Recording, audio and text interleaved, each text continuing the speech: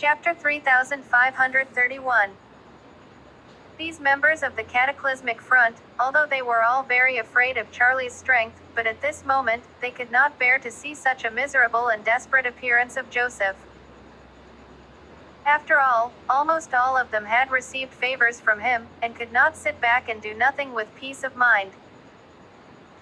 What's more, if Charlie hadn't let go, not only would Joseph have no chance of escaping death, it would be difficult for his men to survive as well. Therefore, one after another, they all knelt on the ground, hoping to do more for Joseph, and came together to plead for Charlie's forgiveness. Seeing so many experts of the Cataclysmic Front all kneeling on the ground in front of Charlie and kowtowing to him, Jonquan's heart was incomparably excited. From this scene, he saw the hope of the rise of the Wade family, and, this rise, say not just at the domestic level, this can make the Wade family number one in the whole world. On the opposite side of him, Changfeng, who was standing alone in the place, had panicked to the extreme deep inside. All the people of the Cataclysmic Front had all knelt down, and now, on this side of the camp, he was the only one still standing. He didn't know whether he should continue to stand here or hurry up and kneel down along with the people of the Cataclysmic Front. It was certainly inappropriate for a person to stand alone. However, asking him to kneel down for Charlie, this, seemed even more inappropriate. After all, he was the family head of the Sioux family, and originally it was already humiliating to wear mourning for Joseph's parents. Now if he were to kneel down for Charlie again, wouldn't that be even more humiliating? Just when he didn't know what to do, a member of the Cataclysmic Front beside him directly dragged him down to the ground. Changfeng fell headfirst and was just about to get up when he was slapped in the face by the man, cursing in a low voice. "You old ba five-tard. We all kneeled down to plead for the Lord of the Front, why don't you kneel? Hurry up and kneel down for me." Quote. With this slap, Changfeng's face immediately swelled up, and the pain was excruciating. Although he was 10,000 times angry in his heart, he didn't dare to show anything. After all, in this situation, he didn't have any right to say anything at all, and he could only take it when others smacked him. At this moment, all the soldiers of the Cataclysmic Front were staring at Charlie with eyes filled with tears. They were all waiting for his final response.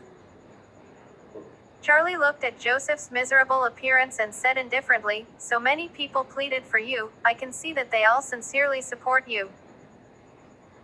But you brought them to Waderest Mountain to send them to their deaths because of your own selfish interests. Don't you, the so-called Supreme Commander, feel ashamed in your heart?" Quote. Joseph choked with pain and said, "Ashamed, I am now very ashamed, not only of in front of the brothers of the Cataclysmic Front, ashamed in front of my parents, but also of you, Mr. Wade, and your parents." Said, he looked up to Zin as well as Leona, choked, "Uncle, Aunt, I let you two plead for me, I also feel very ashamed." Zin let out a long sigh and did not speak. At this moment, he did not know what to say in response to Joseph. Chapter 3532. Joseph immediately looked at Charlie, said seriously, "Mr. Wade, if you despise me, also do not need me to waste your time, then I can die to repent for the sin.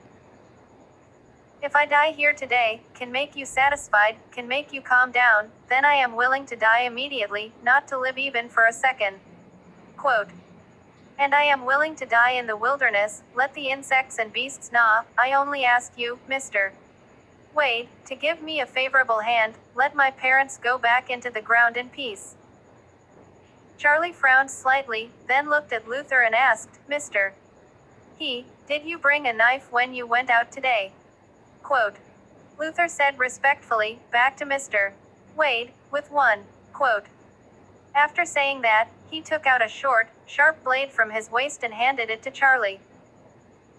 Charlie took the short blade, then threw it in front of Joseph, and said indifferently, "Since you are a filial son, for sake of that, I promise you. After your death, I will not bury you or your parents' remains or expose them to the wilderness."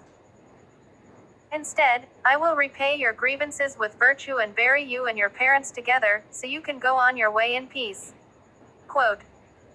Hearing these words, a relaxed smile finally appeared on Joseph's face. While he looked at Charlie, his expression also carried full gratitude. Afterwards, he once again bent down and gave him a heavy kowtow.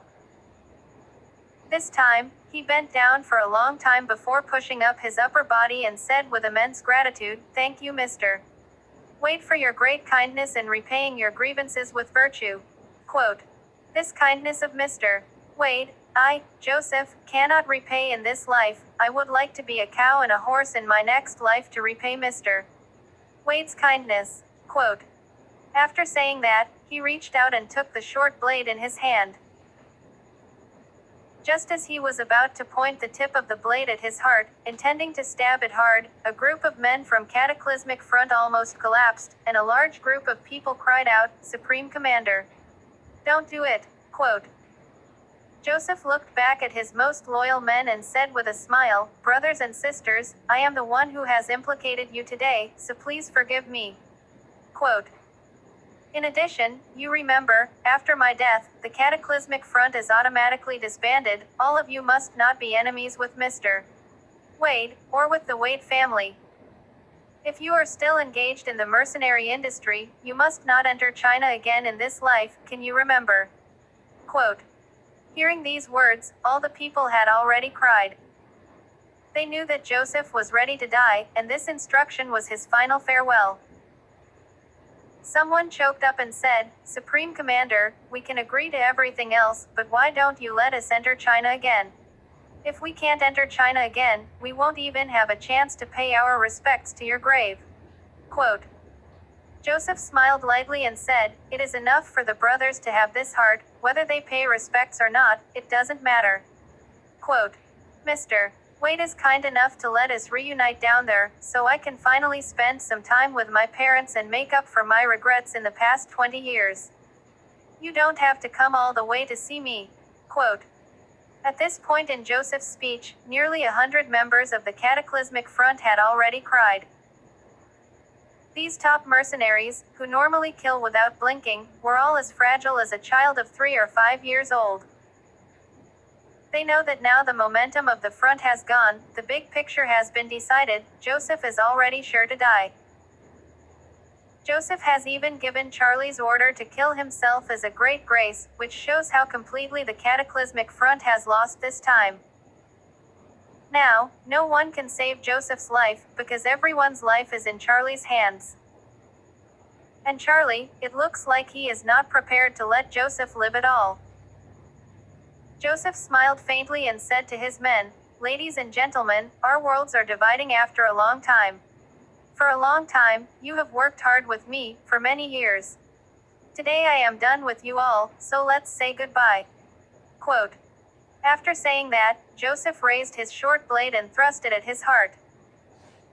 Please subscribe to my YouTube channel for new update, Salva channel. Give me a thumbs up if you like this video and leave a comment. Thank you so much and God bless, keep safe everyone.